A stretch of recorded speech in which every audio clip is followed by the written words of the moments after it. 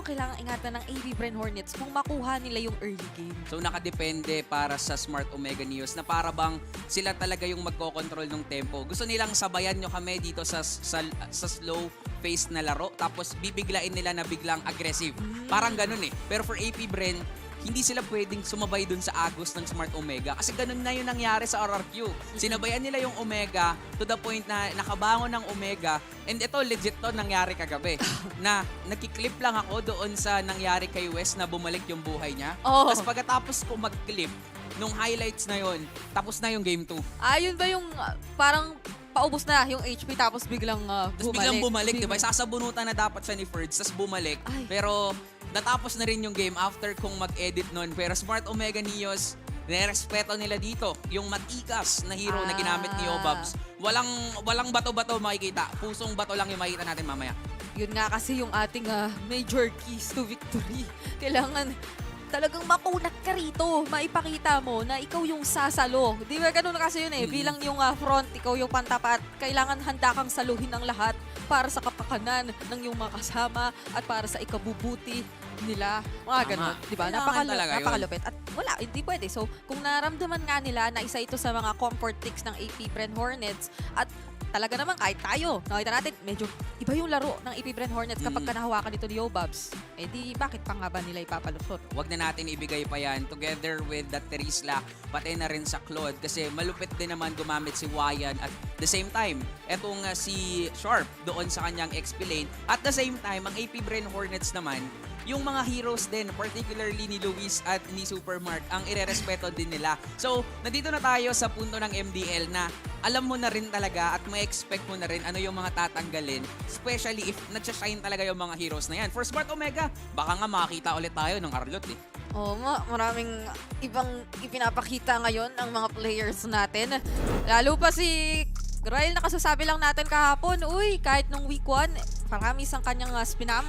Week 2 pumasok siya, dami niyang bagong inilabas. At pagpasok niya rin ng week 3, pinakita niya tayo ng gourd. Kaya naman, hindi mo ramdam na may sakit siya kahapon at all. Pero tama ka talaga doon, medyo tinarget talaga rito si Luis. Malaki kasi yung hero pool ni Luis pero paulit-ulit din naman nating nakikita sa kanya yung Arlot na possible makita nga din natin ngayon. Even the glue. Yes. Pero kumuha na rin sila dito ng Fredrin na signature hero na rin ni Matt pero AP Bren Hornets mabilis ang pagkuha ng matikas na hero din naman ni Yobabs na Kufra na kung hindi ako nagkakamali, siya yung MVP noong time na nagkaroon ng longest game kasi yung deaths niya sa 51 minutes na yon, one death lang para sa isang Kufra. Kufra na yun.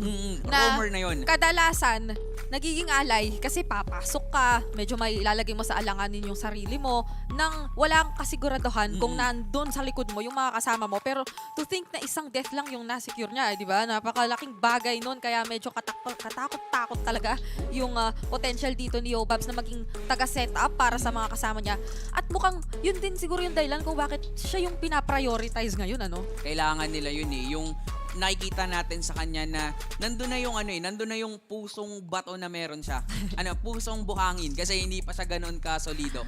So, kailangan pa nilang isolidify yun. At the same time, kailangan ganun din yung mangyari dun sa mga kampi niya. Kasi hindi enough na siya lang yung pasok ng pasok na hindi naman naka-follow upan ng kanyang mga tropa. And ito legit. Ayan. Makunat talaga ang mga makikita natin dito para sa AP Bren Hornets. Pero for Smart Omega, ito nga yung mga signature heroes nila. Luis para sa Arlot at si Ryle gagamit dito ng Eve. So, panibagong hero na naman ipapakita sa atin dito ni Ryle. So far, ang AP Bren Hornets, sobrang dive kung dive, engage kung engage yung mga gusto nilang gawin. At hindi pwede yung mga laban na hindi mo masesecure o makukuhaan ng advantage yung mga katapat mo, considering yung first 3 picks na meron sila ngayon. Pero on the other hand, gaya ng nasabi mo dito na medyo nahawakan ng Smart Omega Neos yung mga comfort picks nila. Luis, given na yan. Arlot, Ryle, given na yan. Si Matt, kailangan natin banggitin. Kasi kahapon, ito yung Fredrin na siya pa ang gumugulat sa Hayabusa. Grabe nga, as in, binabox out niya na yung Hayabusa kahapon ni Mark TZ. Nakakatakot lang din kasi kahapon nung victory nila, nilabas niya talaga yung muscle. Usually kasi si Mark TZ ng RRQ nagpapakita ng muscle. Siya yung nag-flex Ginandihan niya lang para sabihin, ako yung mas malakas na jungle. But now, AP Bren Hornets, ano pa yung pwede nilang tanggalin dito? feeling ko hindi na sila magta-target kay West kasi parang ang lawak din naman Ang ang hero lawak. pool ni West. At na-point out na ni Antenara kanina na kahit na nga tanggalan mo siya ng mga heroes, ang lupit pa rin nung pag-push niya, yung tower Oo. damage na meron siya this season. Focused siya sa pag-take down ng objectives kontra sa mga kalaban. And this is aside from the fact na kilala natin siya, gumagamit siyang mga mage gold laners. Kahapon nga, naglabas siya ng Harith. I think yun yung kinlip mo kahapon, na biglang bumalik yung buhay niya. Harith ang gamit niya nun. So to think na talagang mataas o leading siya in terms of turret push sa lahat ng gold laners ngayon ng MDL Philippines Season 2. Alam mo kung ano ang playstyle at priority ng Smart Omega sa simula. Towers lang, objectives lang talaga. And sobrang laking bagay din kasi ng pagbibigay ng space nila Supermark, nila Matt sa kanya. So, hindi natin nakikita si West na sumama early game pa lang kasi Oo. panalo naman yung Omega lagi sa early game Pero per AP Bren Hornets, kaya siguro din sila kumuha dito ng mga tanky heroes at the same time, puro pang-initiate na heroes para palagan ang Smart Omega. And now, surprisingly, ngayon lang pinansin yung Bruno kahit na open pala siya this draft. Hindi nga na-prioritize yung parehong gold laners talaga natin. Well, for Smart Omega Neos, given yung na-mention mo earlier na ang lawak talaga ng hero pool ni West, hindi siya siguro yung pinaka-priority nila na kuhaan ng hero ngayon. Regardless kung ano pa man yung meta, kasi hindi naman sila mauubusan ng pwedeng ipagamit sa kanila na or sa kanya na potentially pang counter sa anumang gold laner ang ipipick ngayon ng AP Bren Hornets. So, open pa rin nga yung possibility na mag-pick siya ng Mage Gold kasi kilala mo na yan, kilala mo Oo. na, ginagawa niya yan. Pero walang naban at all apart from the Claude na gold laner dito. So talagang napakarami pang options para kay West. Nagkaantayan na lang sila pero sabi niya, hindi, wag muna, ayoko muna mag-harit. Diba? Brody na lang din muna para masabayan niya yung aggressiveness ng isang Bruno onto the early. Oo. Pero ito yung nakakagulat din Smart Omega Neos getting that Ruby as their position 5 or as their roamer. Ano masabi mo dito? Usually, diba, post 5 din yung laruan mo. Oh, kasi nga naman, alam mo naman pagka naglalaro ka kasama yung mga kaibigan mo, marami talagang ngayon, nag-meet, gano'n, di ba? So, kailangan mag-adjust. Kailangan mag-adjust. Ikaw na lang yung magpapaubaya. Pero totoo yun na makakagulat man isipin yung isang Ruby na nasa lineup ngayon ng Smart Omega Neos. Siguro ma-apply natin yung pinaka-essence niya which is crowd control doon kasi sa pamasok na napakarami na dala-dala ng AP Bren ngayon. So, kung gusto mag-engage, mambubunggo si King Frenzy, tatalon papasok si Yobabs, Ruby yung kinakailangan mo para talaga kahit papano, meron kang mabibiling oras sa mga kasama mo na mag-settle din at makahanap ng forma para makipalag na dun sa kanila. Mukhang pormahan talaga yung makikita natin dito. Kasi aside from that oras na mababay nila, yung din, parang kung papasok ka, si Oo. Ruby, come to me with open arms. Kasi legit, hahatakin ka lang niya and possible yun yung makita nating setups dito. Entering the game number 1. And I'm really excited kung paano talaga mag-step up dito ang AP Bren Hornets or magtutuloy-tuloy na nga ba ang ingay ng barangay as they have the momentum talaga dito sa ating liga. Pero feeling ko, game 1, pag nanalo AP Bren Hornets, yun, dun talaga nakakatakot. Oh, nararamdaman mo na ba? Kung ano man. Nararamdaman ko na Kung ano man yung nararamdaman mo, kanina ko pa nararamdaman din yan. Hindi dahil sa nandito tayo nakaupo ngayon kasi wala na nga sa atin yung sumpa. Pero dahil alam nating ibibigay talaga ng parehong kupunan na to. Yung abot ng makakaya nila, gustong-gusto ilaban yung standings as early as now. Dahil nga nangangalahati na tayo sa season. At kung nangangalahati, bawas na sa kalahati ang buhay ni Superman. Grabe din kasi yung poke potential na meron dito ang AP Bren Hornets. Diba? Yun yung strength ng isang Valentina onto the early game. At the same time, yung strength ni Yobabs, yung Kufra. Pero look at the emblem builds dito, especially for Omega Neos, having the 4 tenacity. So gusto talaga nila maging aggressive para lang din masustain yung, or kahit na maging aggressive kami, may pang-sustain naman kami because of that tenacity. Grabe. At napukaw ang mata ko doon sa thrill na kinuha ni West. Isipin mo yun yung kanyang first tier emblem. Thrill, additional 16 adaptive attack. Kung tama man ako, ang eksakto nung 16. Pero si Soler ngayon, medyo nalalagay sa alanganin. Hinahabol na ni King Frenzy, sina Supermark at mukhang gusto rin nila kahit papaano na palayuin. Kasi Grabe naman yung ginawa nila kay Soler. Diba? Tinatakot lang din talaga ni Super Mark si Soler. And dito natin makikita yung essence ng pagpili ng Ruby. Kasi binangga siya ni King Frenzy. Pero kapag nga naman nag-skill doon ng isang Ruby, meron siyang passive na makakapag-dash out siya. Oo. Or makaka-dash in siya kung saan niya man gusto pumunta. Kung saan mo man gusto pumunta, Super Mark, mapupuntahan mo dahil dun sa passive mo. Pwede na nating baguhin yung pangalan ng skills niya. Ano Hindi na Don't Run Wolf Wolf King. King. Hindi na. Ano na? Don't Run Hornets. Mga Oo. ganun na. Mahirap. Actually, mahirap yon kasi maliliit ang mga Maliliit, Hornets. maliliit. Pero kitang-kita ni Super Mark lahat ng kailangan niyang tignan. Lalong-lalo na nagpapa-level 4 yung dalawang roamers dito sa may bandang gitna. At sinisimulan na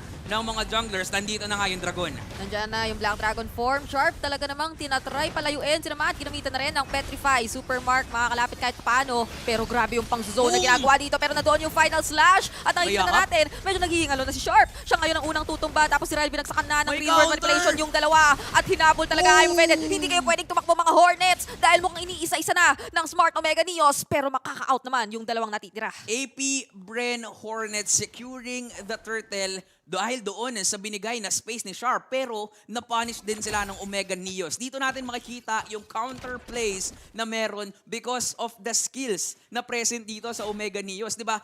Once nililapag dito ni Ryle yung kanyang ultimate, hindi ka pala Okay lang.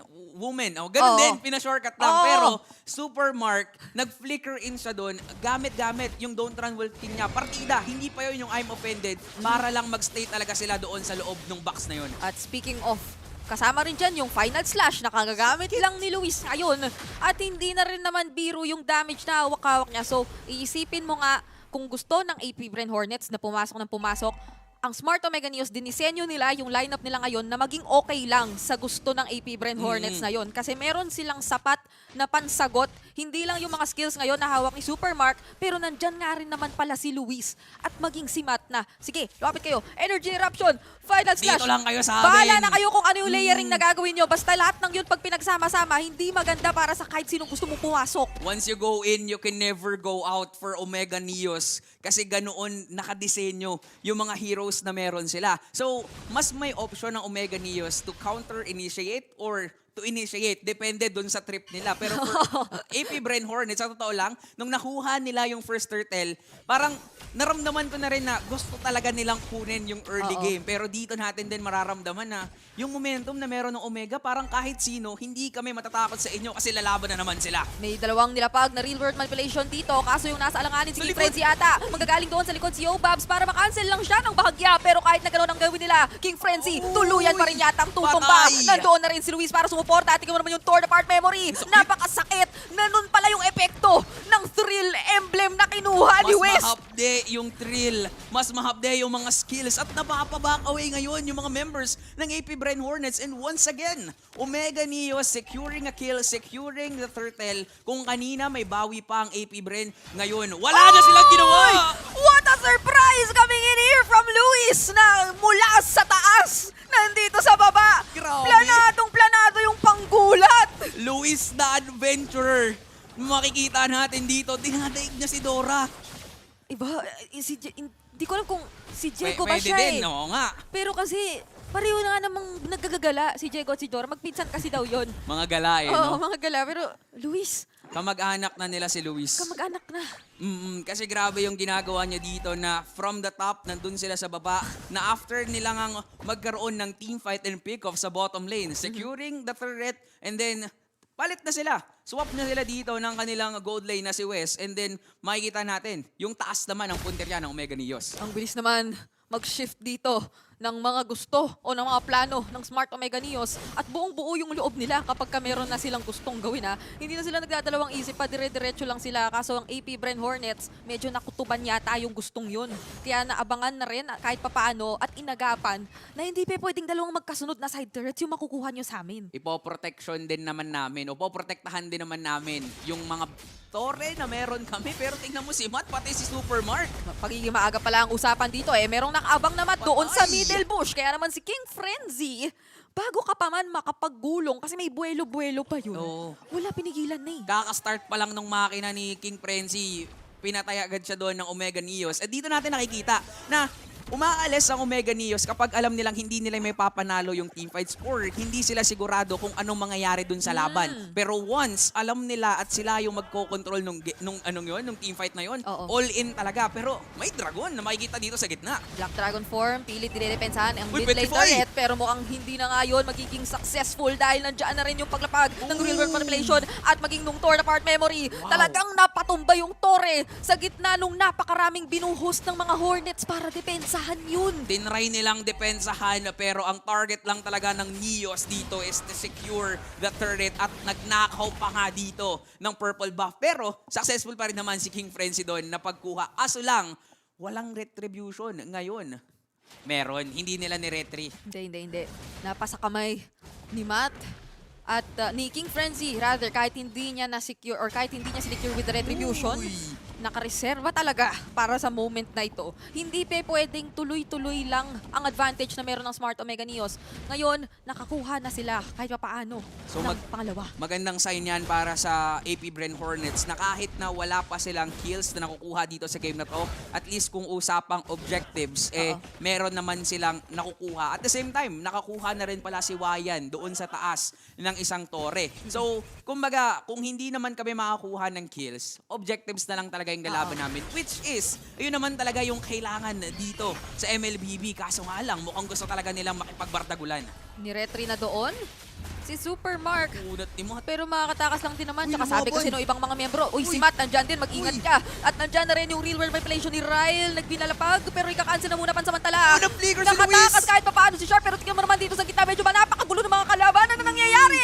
Torn apart memory para patumbayin si Yo Babs. Si Sharp. Pero napakakunat na ng mga miyembro ng Smart Omega Neos. Kahit na napakarami ng nakapalibot sa kanilang Hornets, dinudumog na sila, hindi mo masyadong naramdaman na nalugi yung Smart Omega. Kahit puro bzz, bzz, bzz na yung naririnig mo, hindi sila natatakot doon kasi alam naman nila na kaya nilang patayin. So that's gonna be the roamer for the roam. Pero yung space na mapoprovide nila dito kay Wes, makakakuha siya ng tore doon sa taas, mapapaback away ang AP Bren Hornets. Pero kasi as of now, hindi pa natin nakikita yung strength nung lineup and Oo. composition ng AP Bren kasi lagi silang naka-counterplay ng Omega Neos. And aside from that, yung tapang ni Matt, nakita niya yung dragon nagagala doon. Hindi pa nga siya dragon yung time na yun. Pero sige nga, mag-dragon ka nga. Hindi ako takot sa'yo. Hindi mas lang siya naratel sa kahit na ganoong malaking dragon ang nakita niya doon. At ang AP Bren Hornets, pinangahawakan lang naman din kasi talaga nila na oras.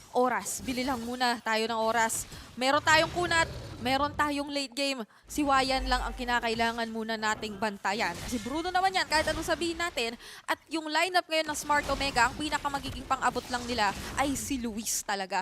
So kapag umabot na naman sa punto na nabili na ng AP Bren Hornets yung items, yung oras na kinakailangan nila, doon papasok Sakit yung na nun. pwede na sila maging kampante. Pero paano ka magiging kampante kung Grabe. inuunahan ka na naman ng Smart Omega Neos? Andyan Black yung Dragon Dragon. 4 para makapasok. May natalo nandun si Obabs, pero nilayo siya ng final slash. Oh, Nandun sa patay. likod si King Frenzy. Si Wyatt, so nagsisimula na siya. Pinatumbatan niya si Super Mark, pero si Ryle makakakuha na naman ng Patay bawi din. on to Obabs. Kaso that's still a double kill for Wyatt na kanina pinabanggit lang natin. Nag-iingay na talaga. Ito yung sinasabi mo kanina na enough items lang yung kailangan ng AP Bren Hornets at the same time kung paano sila aabot sa likod ng Omega Neos. Nahirapan pumesto si Luis at si Super Mark. Doon natin nakita yung sustainability na meron si King Frenzy. At the same time, doon natin nakita si Wayan. Free hit lang dun sa likod. 3-1-0 KDA dito. Yung 3 kills na nakuha nila, napunta lahat kay Wayan. So ayun yung kailangan nila. Lalong-lalo na, tinatry na ng Omega Neos. Pwestohan itong Lord. Pero dahil doon sa teamfight na nangyari, meron na rin capability ang AP Bren Hornets. Pero feeling ko, magiging matagal na Lord Dance na naman to. Pero mukhang nagiging matapang din ang Oo. Omega Neos. Sayawan lang na naman, Qwerty. Alam mo na yan. Isa ng MDL signature special yung pangmatagalang Lord Dance dito na hindi mo alam kung kailan matatapos at kailan nga naman sisimulan. Pero kung ang AP Bren Hornets na kanina pa natin pinopokus, napakaraming engage. May nakaligtaan siguro tayo eh. Ano yan? Yung engage nila, hindi lang sa isang direksyon posibleng manggaling. Ang gulo. Pwede nilang palibutan yung Smart Omega Neos May ngayon. con Kaya sila. nakaka-disrupt talaga ng posisyon. Pero speaking of disrupt, inunahan na naman sila ng Smart Omega Neos. Si Obabs nga lang yung nahuli at nakaka-free na naman si Wayan. Kinakailangan na nilang lumayo pero dito sa baba, si West, Grabe. tinarget talaga siya.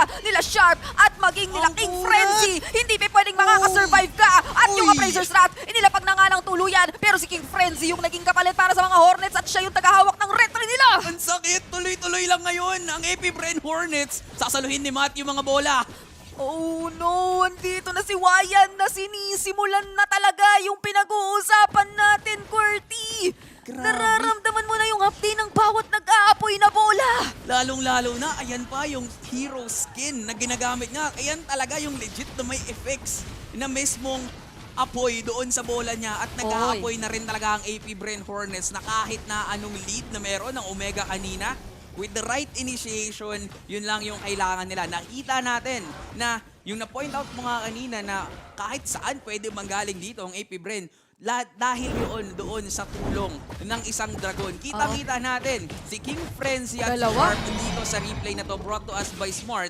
Ang target nila yung backline talaga. Merong dalawang isolated teamfights ang nakikita natin and yung composition ng Omega Neos, wala silang magawa kasi wala yung mga damage dealers nila. Iba yung nagagawa nung meron kang kaagapay sa pagha-hunt down nung target hero mo doon sa opposing team. And dito naman sa kaso ng AP Bren Hornets, dalawa talaga sila. Literal. King Frenzy at si Sharp, magkasama sila na hinant down na etong si West at maski gaano ka pa man kakunat or kung kilalaman natin ang Brody na merong capability mag-survive ng ganong mga klaseng engage, kung Ngayon, dala-dalawa, hindi mo halos makikita. Dragon na yun, tsaka isang higanting gulong. Ewan ko na lang kung paano ka makakatakas. Oo, meron kang stun or second skill para makaalis at makalayo. Pero, sige, makakalayo ka dun sa Dragon. Pero, nandun pa nga yung gulong. So, wala na talaga. Kung kaya ng Omega Neos na once you go in, you can never Yes. go out sa amin. AP Bren Hornets naman, once we go in, you'll die. Ito na pala yung pagbabago sa kung Ayan na ano man naman, yung essence ng composition nila rito. Si Sharp nililiparan na with the Black Dragon 4 para makita lang naman at masilip yung mga miyembro ng Smart Omega Neos. Nag-sightseeing lang siya dun. nag-sightseeing lang siya. Pero parang nakikita natin ngayon, mas kinakapitalize na ng Hornets yung tapang o yung engage na sinisimulan palagi ng Smart Omega Neos, no? Ganito yung kailangan nilang patuloy na gawin. Kasi hindi naman sa inaano natin, pero ito yung nagiging sakit din ng AP Bren Hornets. Lamang sila sa early game, pero how will they close out this game? Lalong-lalo na for Omega Neos, hindi lang sa MDL, pati yung MPL team nila is known for the Omega timers. Parang sanay na sila mabehind kasi alam nila kung paano babalik ta rin yung laban. And for AP Bren, na nakita natin paulit-ulit na nare-reverse sweep, mukhang hindi na to yung oras para sa ganun. Kailangan ituloy nila tong aggression na to and nakikita naman natin, ginagawa naman nila, kailangan lang nilang maging maingat as of now. Hindi pala siya sa pagiging passive. Sa pagtitimpla lang naman pala talaga para sa AP Bren Hornets ng kung kailan sila magfo-full commit at maghahanap talaga ng laban kontra sa Smart Omega dahil nung mga panahon na alam nila siguro na medyo malalagay sila sa disadvantage, hindi talaga sila nagfo-force ng kahit anong mga laban. Especially as nabanggit mo nga, kilala natin ng Smart Omega Neos, madalas mag-focus muna sa objectives, kaya naman hindi natin madalas nakikita si West. Pero it's a different story for this game kasi mas nakita natin yung rotations na nakasentro sa kanya. Whereas for AP Bren, si Wayan yung nakikita natin na hindi madalas sumama. Nung simula talaga, ang focus lang niya, mag-farm ng mag-farm. At tingnan mo naman, nagbunga siya ngayon 5-1-1 yung KDA niya. Tapos ang malupit pa ngayon kay Wayan, ang dami niyang bodyguards. Hindi ka Dami. talaga makakalapit sa isang Bruno. And kapag tinry mo, sisipain ka lang yan, gagamitan ka lang yan ng bola niya para manakbak ka palayo. And AP Bren Hornets, yung pag-protect talaga nila dito, parang ang nangyayari, King Frenzy at Sharp, yung magdadive sa likod, Yobabs, matitira kasama si Wayan to protect Wayan. But now, Lord Dance na naman. Nakuha kanina ng AP Bren Hornets yung Lord, pero Omega Neos, kahit na they are behind by 2.4K, gusto nilang ilaban to. Pero mukhang kailangan nilang isipin nasaan manggagaling si Sharp.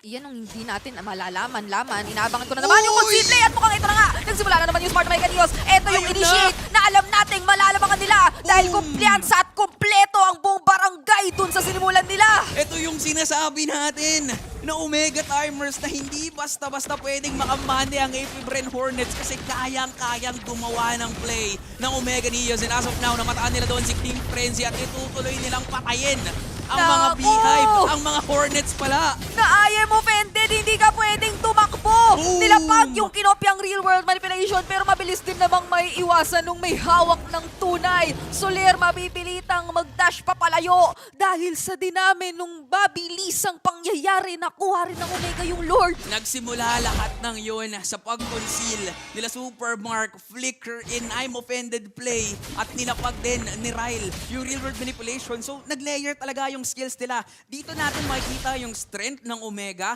na kapag sila yung kalaban mo, hindi ka dapat maging kumpiyansa sa lead na meron ka. Yung 2.4k gold na meron kanina ang AP Bren Hornets, napunta na nga sa Omega Neos, naging 1.0k pa at Oo. nasa kanila pa yung Lord. Kanina, kinakabahan ako kung makikita na naman ba natin yung conceal play, kung makakapitalize na naman ba yon ng mga Hornets. Kasi ganun yung nangyari for the past 2 team fights na nakita natin, especially na merong major objectives such as the Lord or the Turtle nga na nakita natin earlier. Pero ibang-iba yung ginawa ng Smart Omega. Kumpiyansa sila doon sa conceal play na yon. Hindi nila basta binitaw katulad nung mga nauna. Alam kasi nila yung plano nila at mukhang meron na Ayan naman na silang naman. plano ngayon dahil may binagsak na namang real world manipulation. Si Frenzy na napakakunat. Mukhang hindi natin nararamdaman yung kunat dahil Si napakabilis lang Obabs! siya mapapatumba. Pero si Obabs dito na pagkitaan ng 5. Andun yung final slash para palayuin siya kahit papaano. Pero doon naman sa kabila si Sharp ang tina-target ng iba. Si West na naman ang makakapagpatumba. May conceal play na ginamit para lang makalayo sa mga miyembro ng Omega. Kung may bodyguard si Wayan, ganun din naman itong si Wes. At nakikita natin ngayon na parang kung sino yung lumikod kay Wes, pinoproteksyonan na rin ng Omega Neos. May nahatak na naman at may final slash pa nga. Si Wyatt ba yung nahuli, Qwerty? Ngayong 2 miyembro na lang ng mga Hornets ang natitira para dumepensa. At mukhang wala ng depe-depensang mangyayari pa. Dahil nakita mo naman, nag-ingay ang barangay. Masaya na naman sila dito. At masasabi nating na comeback nila itong game number 1 kontra sa mga Hornets.